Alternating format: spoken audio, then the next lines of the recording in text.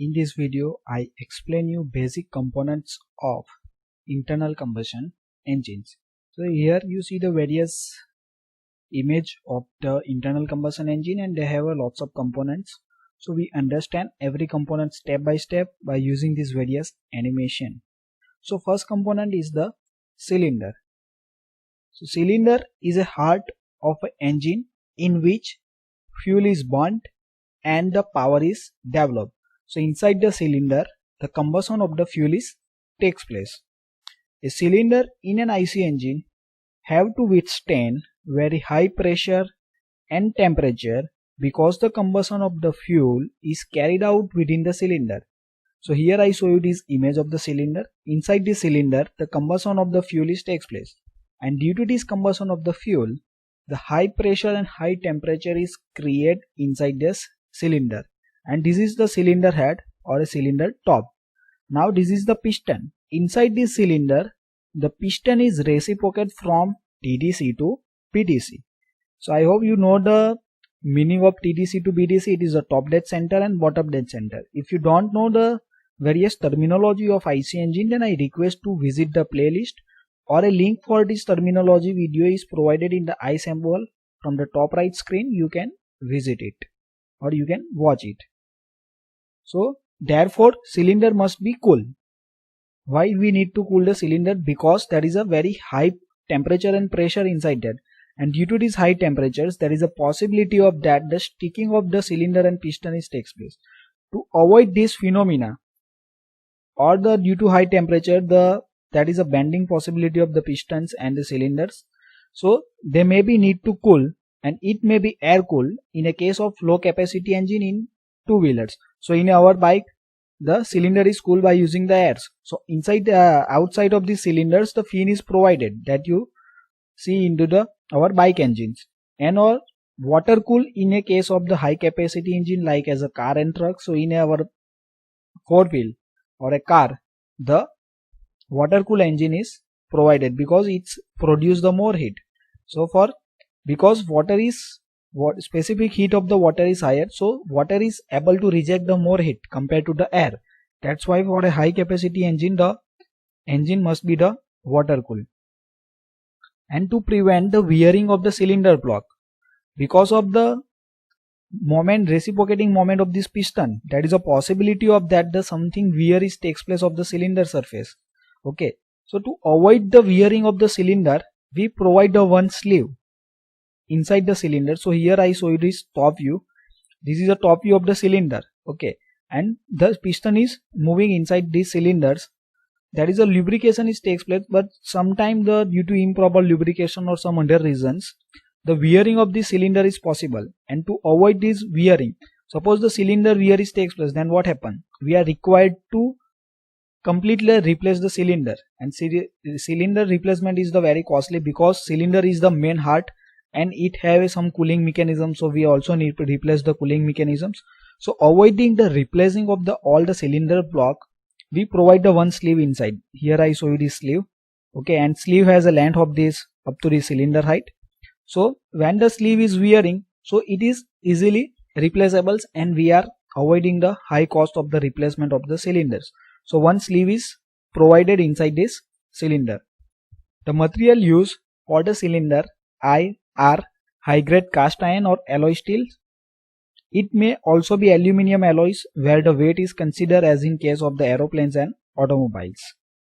Now the next component is the cylinder head. Before moving ahead, I request to like the video and subscribe the channels by pressing the subscribe buttons. And you can visit the playlist for watching the video of various subjects like as the basic of mechanical engineering, IC engine, and the various subject of mechanical engineering. Next is the cylinder head. So you can understand from the name head. So in our human body, head is at the top portion. So similarly, cylinder head means the upper part of the cylinder is known as the cylinder head. So this is the upper part. It is known as the cylinder head.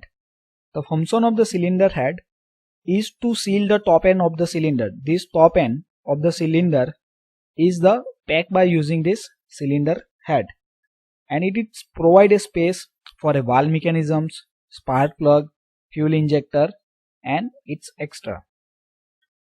and the cylinder head is made of the cast iron or a aluminium.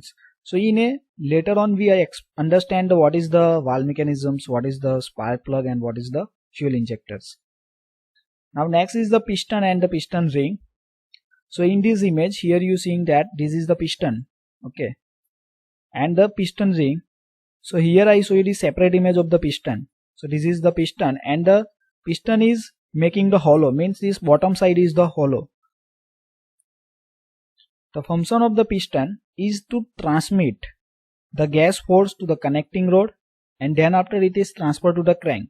So this is the piston, this outer part is the cylinder, and here the combustion of the fuel takes place, and due to this combustion the gas is applied some force onto the piston, and piston is moving in downward direction, and the force of this gas is transmitted to this crankshaft through this connecting rod and through the crank. It slides inside the cylinder. The piston is sliding inside the cylinders in up and down motions. Usually the pistons are made of cast steel and aluminium alloy steels. It requires strength, and these are made of hollow because only the one face of the cylinder side is the working face. Only the one side of the cylinder face means this is the top surface is only the working. So that's why it is make the hollow, because it's if we make the complete solid then its weight is increased and it's reduce the our work produce. So this piston is moving inside the cylinders from TDC to BDC. Now the next component is the piston ring. So piston rings are made of cast steel and I provided to prevent the leakage of gas to the crankcase, and upper rings are called as the compression rings. So generally the piston ring, how many piston ring is used? This question is asked in lots of interviews and examinations. So in a piston minimum 3 ring are used. Okay, so in this slot you see that there is a 3 slot is provided inside this piston. Okay, so in this slot the piston rings are fitted, and the upper ring is known as the compression ring because it's avoid to supplying the gases toward the crankcase, means here the combustion takes place. So this piston ring is avoid to supply this combustion gas to the crankcase. Okay, and the lower piston ring means this last one ring are known as the oiling ring because here the lubrication oil is present. So that is the splashing lubrication is used. So here the oil is there. Okay, so these rings have oil groove with several holes, so as to discharge the excess lubricating oil from cylinder walls and to drainage hole into the pistons from where oil is sent back to the oil space. So this oil ring is avoid to supplying the lubricating oils towards the combustion chamber volume sides. Okay, and top ring is avoid the supply of combustion gases toward the crankcase, and the bottom ring is prevent to supplying of the lubricating oils towards the combustion chambers. And this is the piston ring, and it is generally made of the cast steels. Okay, so this type of the piston ring is used. Next is the gudgeon pin or a piston pin. So it is the pin joining the small end of the connecting rod and the piston, and it is made of hardened steel by the forging process. So later on I show you this image of by using these animations. So this is the piston and this is the connecting rod. So one end of the connecting rod is a small end and another is the larger end. The small end of this connecting rod is connected with the piston, and here you see that this one hole is provided in piston. So this in this hole we put the piston pin or a gudgeon pin. Okay, so this gudgeon pin or a piston pin is connect the piston to the connecting rod, and it is generally made of the hardened steel and by using the forging process. Next is the connecting rod. So one end of the connecting rod is connected to the piston by using the piston pin or a gudgeon pin, and the another end means this end is connected with the crank and crankshaft, and it is the big end. This small end is connected with the piston. So this is the image of piston and this is the connecting rod. So here you see this is a small end, this is a larger end. So this piston and connecting rod is connected by using this gudgeon pin or a piston end. Okay, and the larger end is connected with this crank, and the crank is look like this. Connecting rod is transmit the piston load, means gas force, to the crank. So here the gas force is applied on the piston.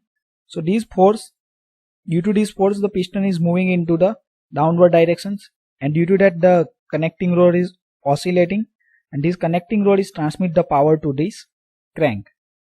And this connecting rod convert the reciprocating motions of the pistons into the rotary motion of this crankshaft. Means this piston is moving up and down, it is known as the reciprocating motions, and here the shaft is rotated.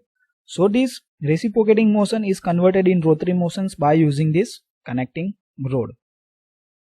And the connecting rod are made of nickel, chromium, vanadium steels by a forging process. Next is the crank and crankshaft. Crank is the internal part of the crankshaft. So this is a crank and it is the internal part of the crankshaft. So it is made of the combine. The shaft and the crank are making the combines, and it rotates about the axis of the crankshaft. Means this crank is rotated towards the axis of the crankshaft and cause the connecting rod to oscillate. So this connecting rod is oscillating. It is not the rotary, it's the oscillate motions. The piston have a reciprocating motion, connecting rod has oscillating motion, and crank has a rotary motion. It also carry the flywheel to even out the fluctuation of the torque. Crank and crankshaft are a steel forged and the machine to a smooth finish. Means it is made by the forging and its material is the steel. Next component is the engine bearing. The crankshaft is supported in a main bearing which are lubricated. So this crankshaft is supported by using this bearing, and the function of the bearing is to facilitate the smooth motions to the crankshafts and reduce the friction between them. Next is the crankcase. Crank and crankshaft and the main bearing are set in this crankcase. Means here one cover is provided, and this portion is known as the crankcase because it's the enclose the crankshaft and the crank. That's why it is known as the crankcase. And inside the crankcase, the lubrication oil is provided. The bottom of the engine is closed by means of the oil sump, and which carry the lubricating oil. Next component is the flywheel. It is a heavy rotating mass. It is attached to the crankshaft. Means this heavy mass is connected with this flywheel, or it is a one type of the disc type rotary mass, and it is outside the crankcase is called as the flywheel. The main function of the flywheel is to minimize the cyclic variation in the speed. And why this cyclic variation is the occur during this process? Because that is when the power stroke is done, at that time the speed of the engine is higher, but when the remaining stroke die cast compression is occur, at that time the speed of the engine is reduced. So avoiding this fluctuation of the speed, so here written that minimize the cyclic variation in the speed by storing the energy during the power stroke. So during the power stroke energy is produced, at that time the energy is stored, and the same is released during the another stroke. Means during the compression we require the energy, at that time flywheel is release this energy, and it is made of the steel or a cast iron disc. Next is the valve and valve mechanism. The engine has a two valve, namely the suction valve and exhaust valve. So here in this image you see this is one valve, there is an inlet valve, and one is the exhaust valve. So these valves are operated by cam mounted camshaft.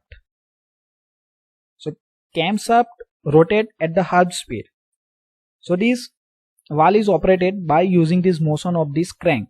So with this crank, one mechanism is connected with this the valve, okay, and the camshaft rotate at the half the speed of the crankshaft. This question is also asked in the lots of government examinations, and that the camshaft rotate at the half of the speed of the crankshaft in case of the 4-stroke engine within the help of timing gears having a tooth gear ratio 1:1. Suppose this crank is rotated at the 2000 rpm. At that time we need to operate the crank 1000 times. So we means the motion is the half than that, means rotation of this camshaft is half than the rotation of the crank. Suppose the crank is rotated, crankshaft is rotated at 4000 rpm, then here this cam is rotated at the 2000 rpms, and it is achieved by using this gear tooth ratio. Now next is the spark plug. The function of the spark plug is to provide the high intensity spark for a combustion of the fuel and air in a cylinder in a spark ignition engine. Spark plug is generally used in a petrol engine or a SI engine, means spark ignition engine, because for a initial combustion of the petrol we require the spark. So here you in this image you see the one component at the center, it is the spark plug. Next is the carburetor. Carburetor is also used in the petrol engine. The function of carburetor is to prepare the mixture of fuel and air, and it's also meter it before sending into the induction systems of the engine according to operating condition of the engine in case of the spark ignition engine. So main function of the carburetor is to mix the petrol and the air, and this mixture of petrol and air is supplied inside this cylinder through the inlet valve. And the last component is the fuel injector pump. The fuel injector pump is earlier used in diesel engine, but right now the petrol engine is also come with the fuel injector pump. Means in a latest petrol engine there is no need of the spark plug because of the petrol is also injected. In earlier case only in a diesel engine the diesel is spray inside the cylinder, but right now the petrol is also injected by using the fuel injection pump. The function of the fuel pump is to inject the atomized fuel to the cylinder under the very high pressure in a case of compression ignition engine. Means instance of this spark plug, here one fuel injector is provided. Okay, and it is generally used in diesel engine in earlier case. Okay, right now it is also used in petrol engine. Means suppose inside the cylinder that is a 25 bar pressure is that, at that time we are required to injecting the petrol or diesel that have a higher pressure than the 25 bars. So 25 bar pressure is that, then we need to injecting the petrol or diesel at the 30 bar, then it is properly distributed inside these cylinders. So thank you for watching this video. If you learned the video, then like the video, subscribe the channels and share with your friend, and also comment on the